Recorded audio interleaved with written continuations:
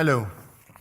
It's a pleasure for me to be with you today and to talk about a topic which is essential for all of us when it comes to religion, spirituality, and ethics. Very often when we talk about this, we distinguish between religions, and many people are saying, I like spirituality, I don't like religions. And others are speaking about ethics, and it's as if we can talk about one of the other and distinguish between the two or three fields. My life as a Muslim, and as you heard, was involved in many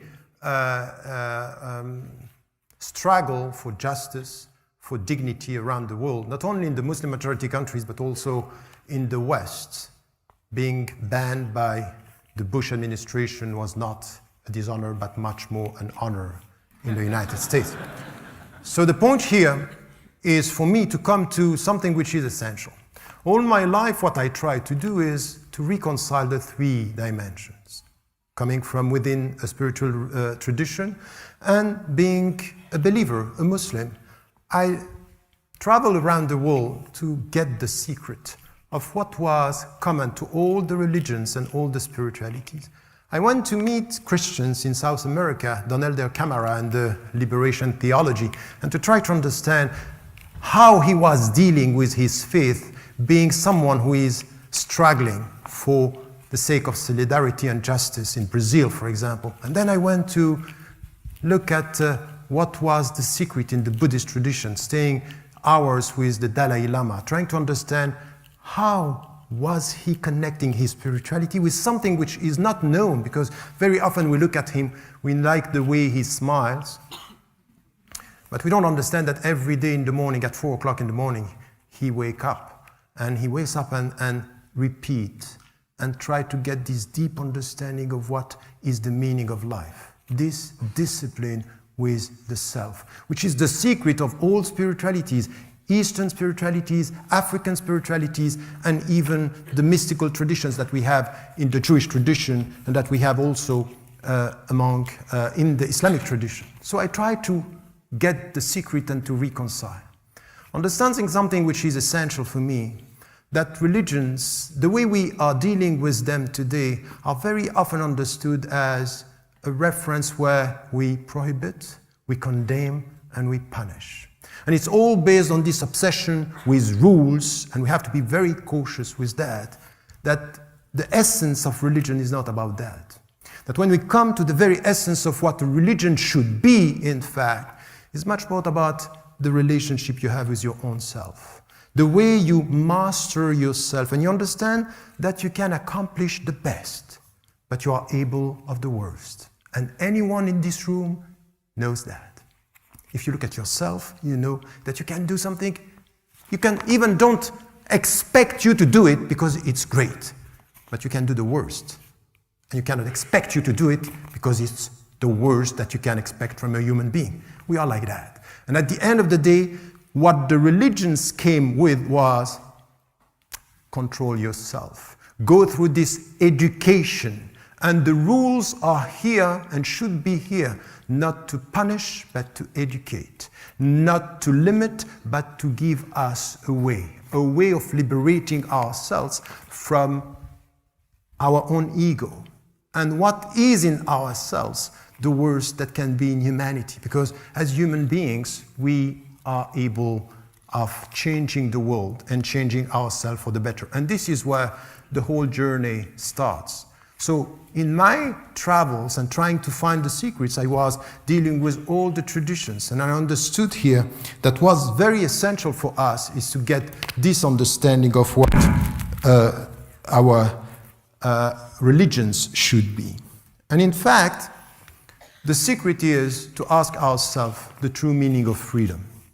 In fact, freedom is not to come with a very simplistic understanding of who you are, trying to, or saying, for example, I do what I want. The first question when someone is telling you, you know what, freedom is to do what I want, is to question this statement. Are you sure that you want what you want?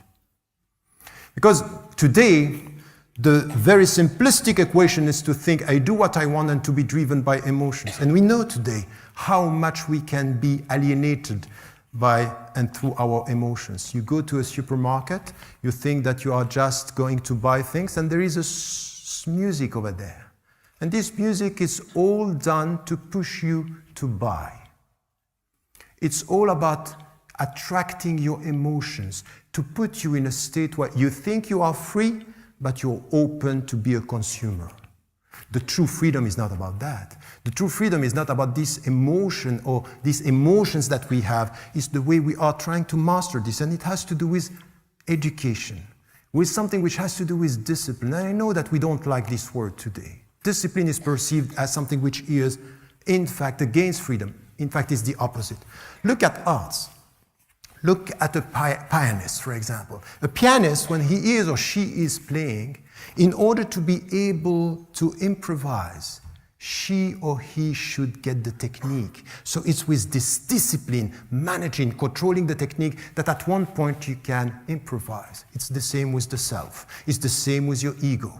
When you are trying to master your emotions, trying to work on yourself, this is where you come to something which is essential to in our life, which is to get the true freedom. The true meaning of freedom, which has to do with three things. The way you look at yourself and the way you look at your own education. And I think that this is where religions and spiritualities come together. No spirituality without demanding education of the self. And this kind of emotional spirituality is not the right way of putting it. When we come to yourself and ask yourself, in which way, as you know yourself, you can, for example, come and say, during the last week, during the last months, what have I done to make myself better? In which way I'm trying to liberate myself from my ego?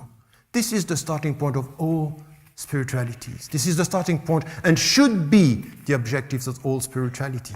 And to get this understanding here, in the way we are dealing with our ego, with ourself, there are steps. The first one, and especially for us today, living in the West, living in Western societies where we have money, we have time, we have to come to this question, which is how do we go through this process of liberation? And there is something which is essential here. It has to do with knowledge. Knowledge, and there is no freedom without knowledge. Knowledge means to be able to get, Socrates said something which is essential for all of us today. Know yourself. Know yourself means take time.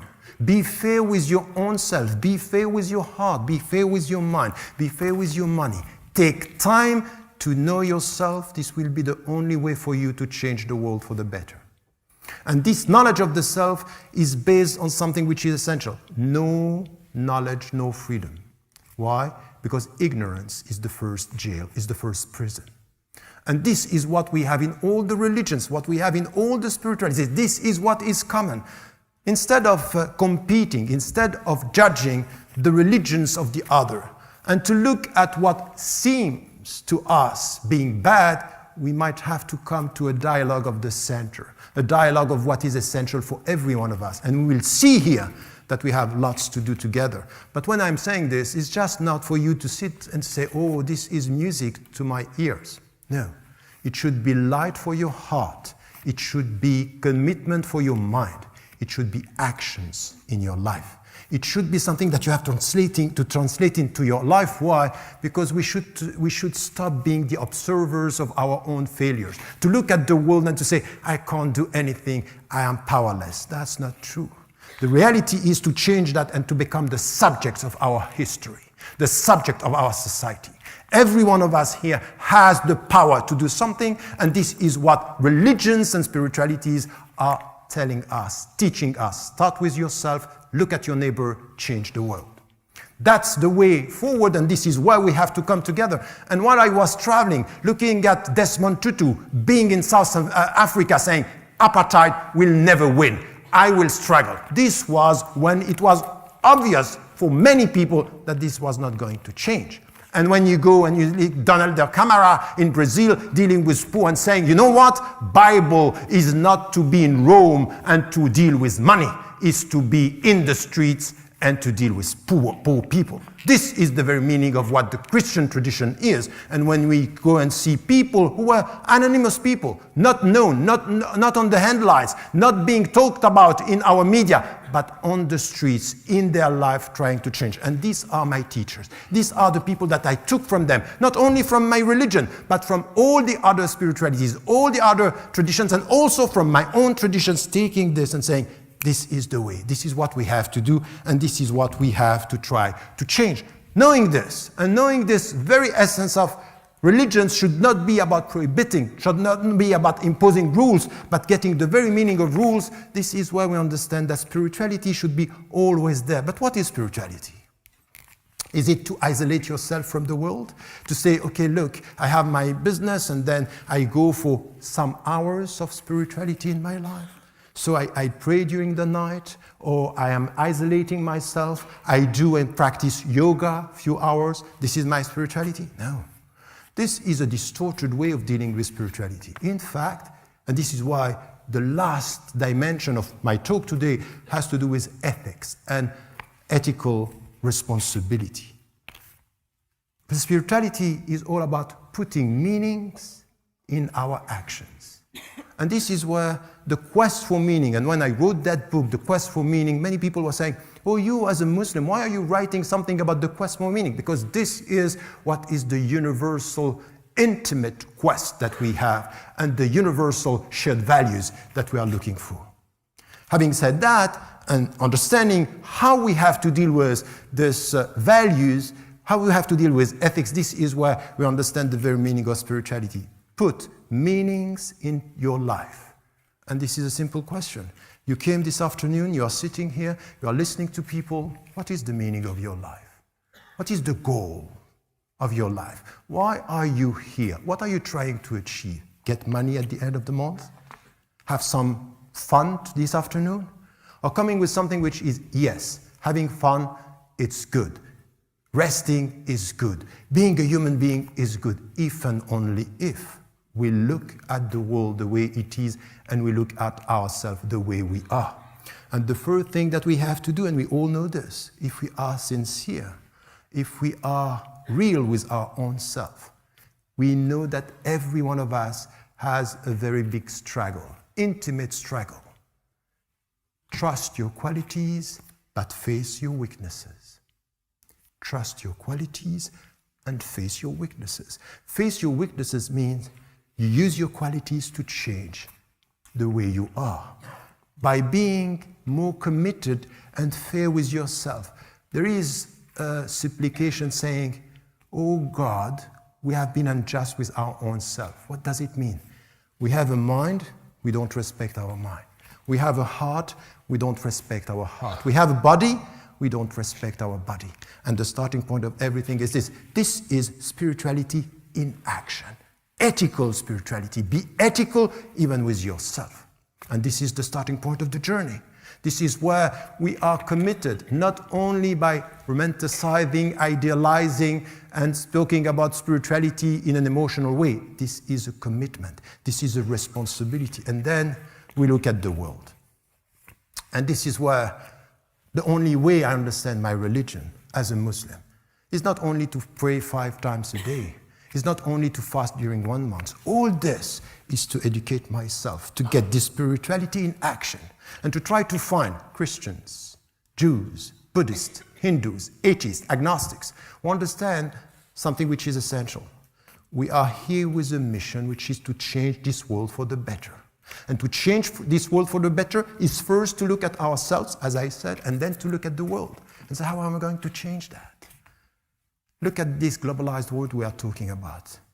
Don't you see now when you watch TV that sometimes you have the impression that the life of African people, Asian people, are less valuable than the life of Western people? The way we count is not exactly the same?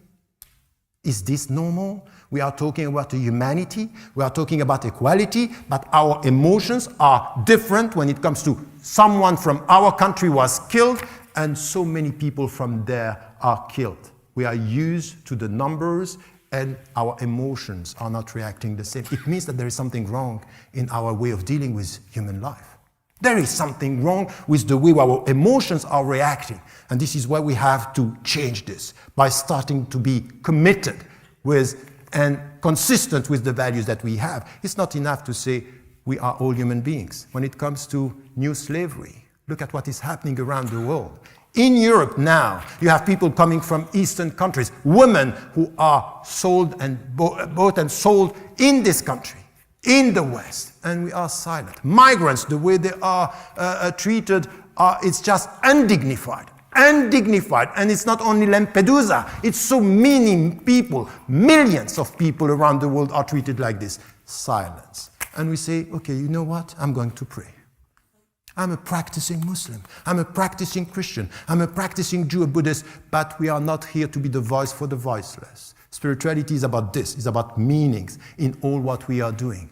To be able to speak about nature that we are destroying. To be able also, in an ethical way, to deal with the way we eat and what we eat. The way we treat animals is just undignified. We are in the 21st century. We speak about nice values, and we are observers. We are passive.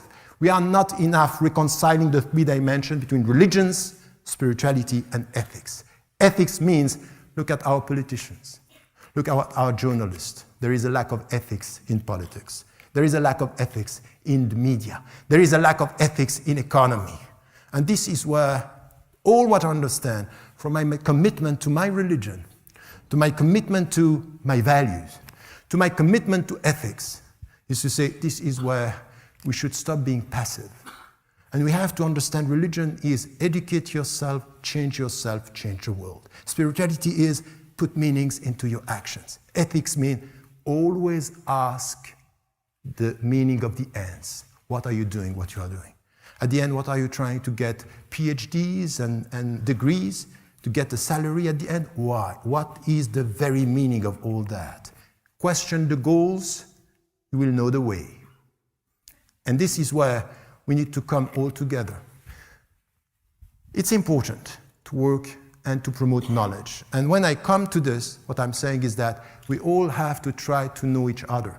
It's a responsibility in a pluralistic society to know more about our own religion, or about our own agnosticism, or about our own atheism and the others, the religions of the other, to know what they think and how they think. This is the way we become more understandable as to the diversity, based on knowledge, based on commitment. And at the end, the only thing that I want to add here is we have to be courageous. We have to face the reality and to try to change. Be courageous means sometimes to speak against what the people think. What the people think is right, sometimes we have to come with a just world, a just word, and a just understanding of the world.